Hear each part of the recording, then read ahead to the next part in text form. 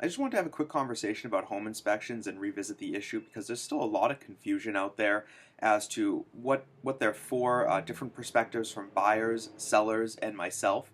I've gone on dozens and dozens of home inspections, of course, and you learn more and more about houses each time, but let's talk about the process and the negotiation aspect, if there is any.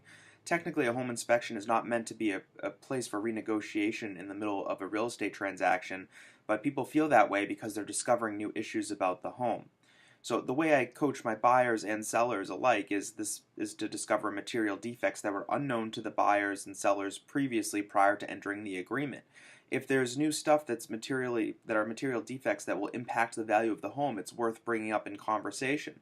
But make no mistake, the seller is not obligated to do any of those things. Now, usually on the selling side, we prep our sellers just like we prep our buyers and say, listen, you're going to be asked for stuff by buyers, and sometimes it's worth giving, and for buyers, sometimes things are worth leaving out. So it is a negotiation within itself, although it's not meant to be.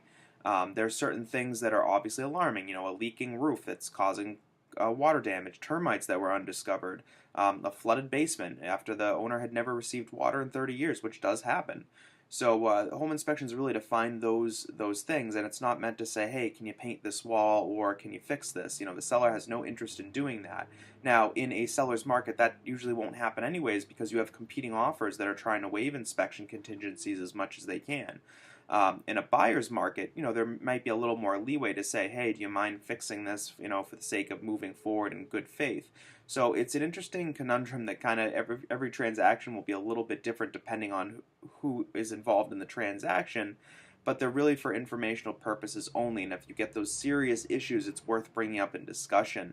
But it's not meant to win. As soon as you have an attitude of I want to win this negotiation, and whether you're a seller or a buyer, you're going to hurt your overall transaction because the other side might be offended. So those things are to be basically looked at and handled with caution and care because you really don't want to offend the people you're working with.